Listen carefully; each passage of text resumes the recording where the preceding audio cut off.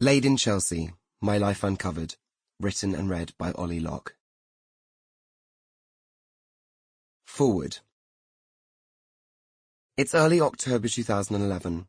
I'm sitting in my room surrounded by boxes of cigarettes and empty bottles of wine. It looks like a slum. My 3 flatmates are all out, and I've never felt so low in my entire life.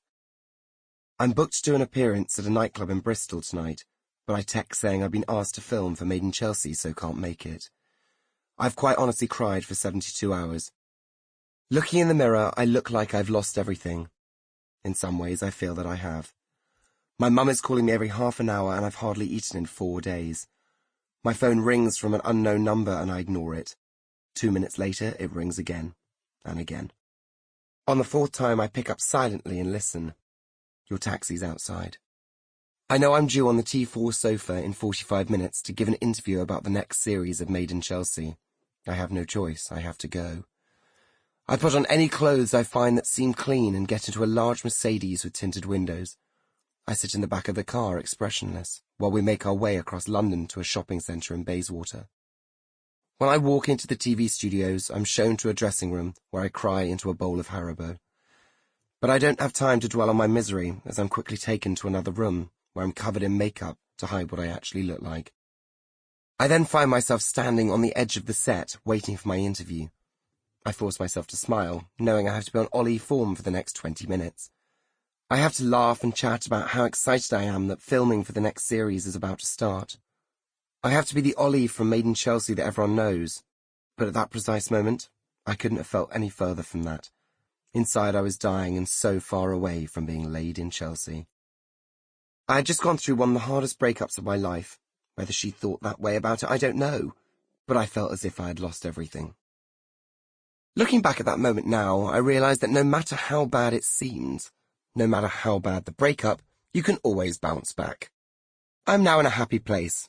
Yes, I'm single and fairly sexless, but I believe in love, and I like to believe that the person I'm going to spend the rest of my life with is out there somewhere. It's only time that's holding back that moment when we will meet, probably when we're both least expecting it. Of course I've asked myself if there's such a thing as happily ever after. We're supposed to believe it when we watch the great romantic Disney films, but who's to say what happens after the camera stops rolling?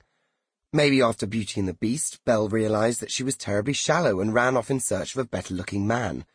Perhaps once Ariel from The Little Mermaid was on dry land, she decided that it wasn't love she wanted, but a Ferrari and a credit card. We all want to believe in love, but can we trust that we'll end up with the right person, have 3 children and a Range Rover? Have we forgotten what love is all about? A house in the country and a wardrobe full of Sloane Street clothes is wonderful, but neither of these things will send you flowers for no reason, hug you when you've had a truly shit day, or handle morning breath sex. I want to bring back some of that belief in love, simply because I love the idea of being in love. In this book, you'll hear all about my life and my great loves, those that have helped make me into the person I am today, and those whose memories should definitely be taken and buried in a graveyard of failed romances and never spoken of again.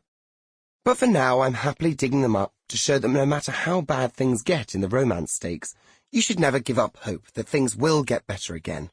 And of course, I'll reveal all about those relationships that you may already be familiar with from a little show called Made in Chelsea. During the 10 years I've been dating, I've had some amazing experiences and I've gathered a lot of stories along the way. Some are good, others are bad. Some loves have lasted for hours, days, weeks or months, and some have stood firm for several years.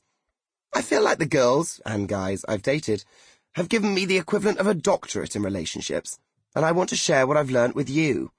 So light the candles, pour the champagne, and prepare to get laid in Chelsea. Chapter 1, and so it begins. Let's start way, way back when I was a child. I grew up in Southampton, and for the majority of my childhood I was the only boy in a household of females. My sister Amelia was 2 years older than me, which basically meant I was buying Tampax for toilet-stranded women from an early age. By the time I was 10, I was fairly sure I could differentiate between medium and super plus using the box's colour codes. I loved my sister, but to be honest, I did always want an older brother. Amelia wasn't interested in digging up woodland creatures or playing conkers. She and my mum would always be in Marks and Spencer's, with a chart to show which colours went best with her complexion. Sample complete. Ready to continue?